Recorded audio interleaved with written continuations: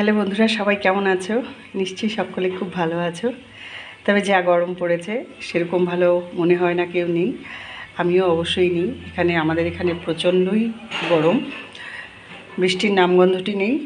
যাই হোক, তো আজ অনেক দিন বাদে তোমাদের সামনে চলে এলাম ছোট্ট একটা রেসিপি নিয়ে। তো চলো দেখে নিই আজকের আমাদের রেসিপিটাতে কী কী আছে।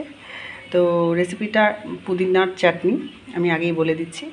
আর এই পুদিনার চাটনিটা বানাতে আমাদের কী কী লাগছে একটু দেখে নিচ্ছি।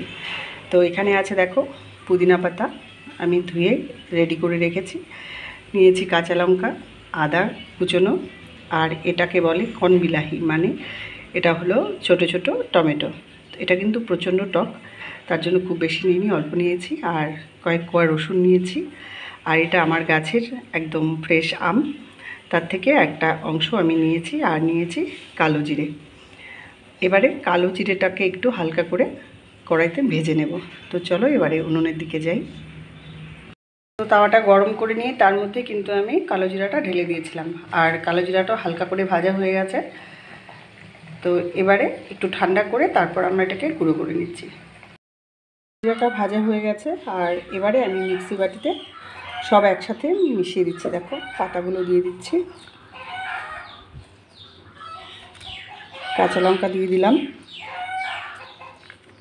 আদাটাও দিয়ে দিচ্ছি, রসুনটাও দিয়ে দিলাম,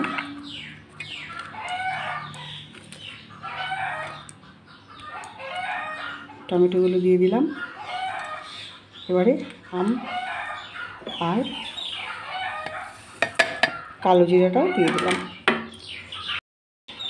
তো এখানে এবারে দেখো 1 চামচ লবণ দিয়ে দিলাম।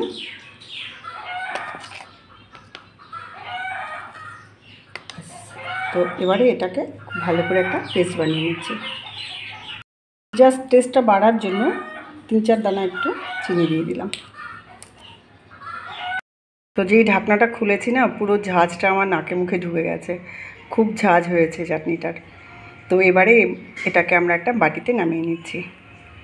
তো বন্ধুরা দেখো রেডি হয়ে গেছে আমার পুদিনার চাটনি। ভীষণ মজাদার হয়েছে চাটনিটা খেতে, চটপটে চাটনি হয়েছে, একেবারে ঝাঁঝও হয়েছে, হালকা একটু ঝালও হয়েছে, টকও হয়েছে।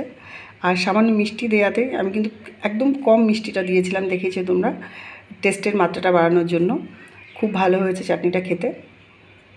তো তোমাদের যদি ভালো লেগে থাকে তো অবশ্যই একটা লাইক করো, কমেন্ট করো, আমার সাথে থেকো। আমি যদিও অনেকদিন বাদে এসেছি ভিডিও নিয়ে, তো আমি চেষ্টা করব এখন থেকে তোমাদের সাথে থাকার, একটা করে ভিডিও পোস্ট করার অবশ্যই আমি চেষ্টা করব। তো আবার দেখা হবে অন্য কোনো একটা ভিডিওতে। ততক্ষণ সবাই সুস্থ থেকো, ভালো থেকো, টাটা।